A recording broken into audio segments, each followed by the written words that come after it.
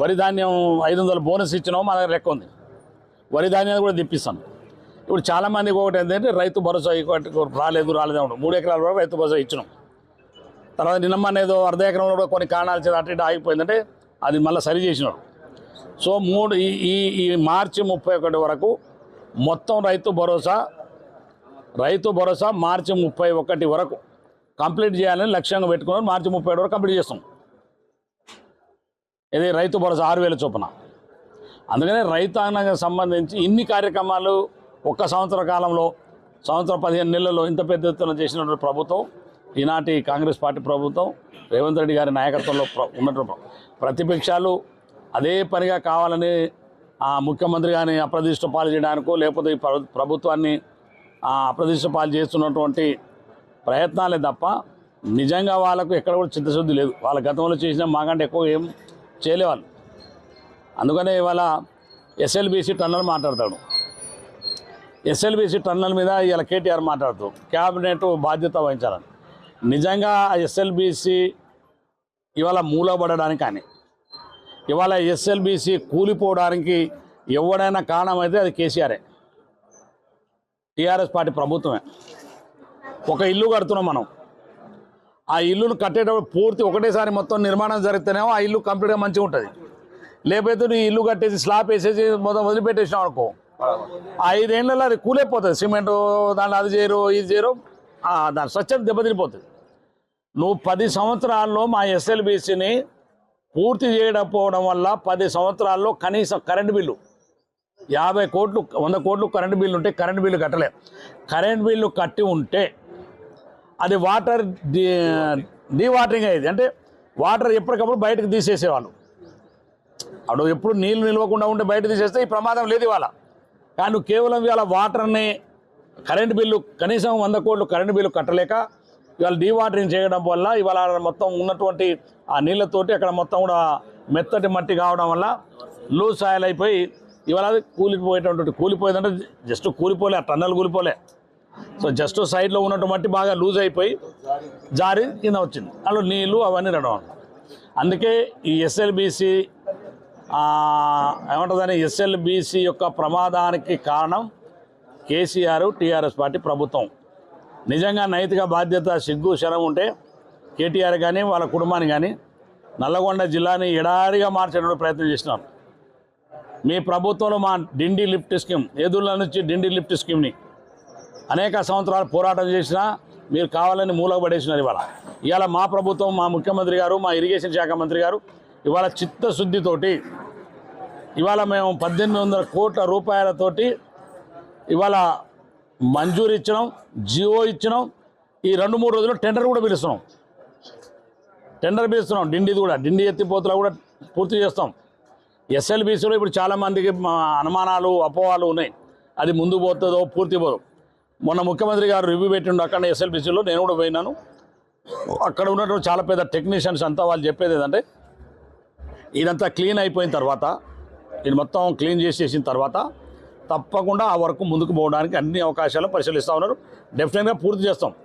ముఖ్యమంత్రి గారు అక్కడనే ప్రకటించారు ఎస్ఎల్బీసీని మేము అనుకున్న సమయానికి సరే కొంత లేట్ కావచ్చు, మేము 2 సంవత్సరాలు పూర్తి చేసుకున్నాం అనుకున్నాం, ఒక 6 నెలలు వెనక్కి పోవచ్చు, ఒక 6 మాసాలు ఇవన్నీ పూర్తి కావడానికి 6 మాసాలు వెనక్కి పోవచ్చు.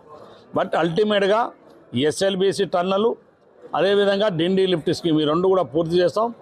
మీరు కలలు కంటున్నటువంటి నల్లగొండ జిల్లాను ఏదైతే మమ్మల్ని ఎడారిగా మార్చేటువంటి ప్రయత్నం చేసినారో సశ్యామలం చేసేటువంటి బాధ్యత ఈనాటి ప్రభుత్వం, రేవంత్ రెడ్డి నాయకత్వంలో ఉన్న కాంగ్రెస్ పార్టీ ప్రభుత్వం. ఈనాడు మా మంత్రులు కానీ, శాసనసభ్యులం కానీ, లేకపోతే పార్లమెంటు సభ్యులం కానీ అందరం కూడా ముక్కుమడిగా ఈ 2 ప్రాజెక్టులను పూర్తి చేసుకోవాలి, మా జిల్లా ప్రజల రుణం తీర్చుకోవాలి అనే దాంట్లో ఉన్నాము. కాబట్టి ఈ 2 ప్రాజెక్టులను పూర్తి చేస్తాం. అదేవిధంగా కాంగ్రెస్ పార్టీ ప్రభుత్వం అధికారం వచ్చిన తర్వాత రైతాంగానికి సంబంధించిన అనేకమైనటువంటి కార్యక్రమం రైతులకు మేలు జరిగేటువంటి కార్యక్రమాలు రుణమాఫీ కావచ్చు, అదేవిధంగా రైతు భరోసా కావచ్చు, అదేవిధంగా ఇవాళ వరి ధాన్యానికి సంబంధించి సన్న వడ్లను కొనుగోలు చేసేటువంటి కార్యక్రమాలు మరి ఎప్పుడు లేని విధంగా రైతులకు పెద్ద ఎత్తున మేలు జరిగేటువంటి కార్యక్రమం. ఏ పెద్ద స్కీమ్లో కూడా అంత పెద్ద ఎత్తున రైతులకు మేలు జరగలుగుతారు నాకు తెలిసినంత. ఒక్కొక్క రైతుకు సుమారుగా ఒక 40 క్వింటాలు పండితే ఇంతాగా 5 సొమ్ములంటే ఒక ఎకరానికి 20,000 రూపాయలు ఒక రైతు మేలు జరిగింది మనకు. బయట జరిగింది. అందుకే మా కార్యకర్తలు కూడా మా నాయకులు కూడా ఇంకా వీళ్ళకు 1-2 పట్టుకుంటారు. ఏమైనా పట్టుకుంటారు అంటే ఆ 2 లక్షల పైన రుణమాఫీ ఆందోళన పడుతుంది. వాళ్ళు ఉన్నది చాలా తక్కువ పర్సెంటేజ్ ఉన్నారు. ఇంకా ఈ దేశ చరిత్రలో ఎప్పుడు లేని విధంగా 25 లక్షల మంది రైతులకు 21,000 కోట్ల రూపాయలు ఏకకాలంలో రాష్ట్ర బడ్జెట్ నుండి రుణమాఫీ చేసినట్టు ఏకైక ప్రభుత్వం భారతదేశ చరిత్రలో రేవంత్ రెడ్డి గారి నాయకత్వం జరగలేదు. రాజశేఖర్ గారు ఉన్నప్పుడు కూడా రుణమాఫీ జరిగింది. కానీ ఆనాడు యూపీఏ ప్రభుత్వం, కేంద్ర ప్రభుత్వం, మన్మోహన్ సింగ్ గారు, సోనియా గాంధీ గారు, కేంద్ర ప్రభుత్వం దేశంలో ఉన్న రైతులందరికీ రుణమాఫీ చేయాలని చెప్పేసి ఆ రోజు నిర్ణయం తీసుకుంటే 78,000 కోట్ల రూపాయలు ఆ దేశవ్యాప్తంగా రుణమాఫీ జరిగింది. 78,000 కోట్ల రూపాయలు. అందులో భాగంగా ఉమ్మడి ఆంధ్రప్రదేశ్కు 12,000 కోట్ల రూపాయలు రుణమాఫీ జరిగింది. 12,000 కోట్ల రూపాయలు, లక్షల వరకు అని ఆ రోజులో కేంద్ర ప్రభుత్వం.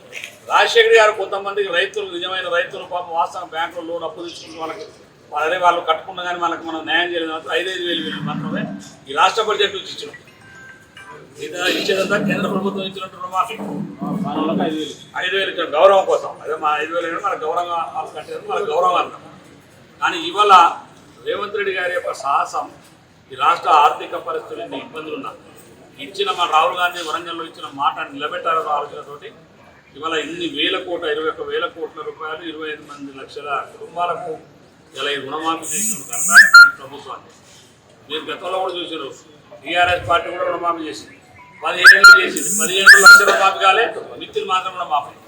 మేము 2 లక్షల వరకు రుణమాఫీ చేసిన వల్ల పూర్తి స్థాయిలో చేసినాం. ఒకటే ఇందులో కొంత ఒక 4-5 లక్షల మంది మా అంచనా 5 లక్షల మంది రైతులకు 2 లక్షల పైన ఉన్న వాళ్ళు కావచ్చు, లేకపోతే 2 లక్షల లోపల ఉన్నటువంటి వాళ్ళు చిన్న చిన్న కారణాలు, వివిధ కారణాల చేత ఆగిన 1 లక్ష మంది ఉంటారు.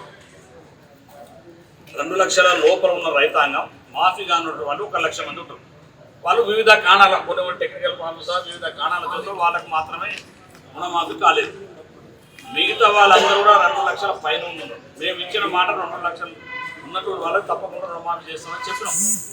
ఇచ్చిన మాట ప్రకారం 2 లక్షల రుణమాఫీ అయినటువంటి వాళ్ళు ఇంకా ఎవరైతే 1 లక్ష మంది ఉన్నారో వాళ్ళ కోసం కూడా టెక్నిక్గా మొన్న కూడా గవర్నమెంట్ కొంత పునరాలోచన కూడా చేసి ఈ చూడండి ఎక్కడన్నా నిజంగా మాఫీ కాని నుండి వాళ్ళకి ఏదైనా అన్యాయం జరిగేది 2 లక్షల లోపల ఉన్న వాళ్ళంటే సరి చేసుకోవడానికి ఒక అవకాశం కూడా ఉంది. కానీ మిగిలిపోయిన వాళ్ళకి ఊర్లో కూడా అయితే ఒక ఊర్లలో కోట్ల రూపాయలు వచ్చినాయి వాసన.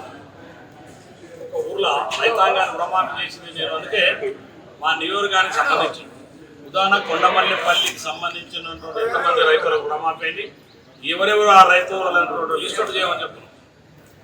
వాళ్ళ చాలా మంది కానీ ఊరికేనే ఇప్పుడు మన నలుగురు ఏదో సామెత ఉందో చూసినాం. ఇప్పుడు ఈ నలుగురు కూర్చుంటారు, ఈ ముచ్చట్లు చెప్పాడు మాకు రుణమాఫీ కాలేదంటే ఇప్పుడు పట్టుకుని అవునాయి మాకు రుణమాఫీ కాలే అని అంటాడు. అది ఎంతమంది ఊళ్ళో చూడట్లేడు.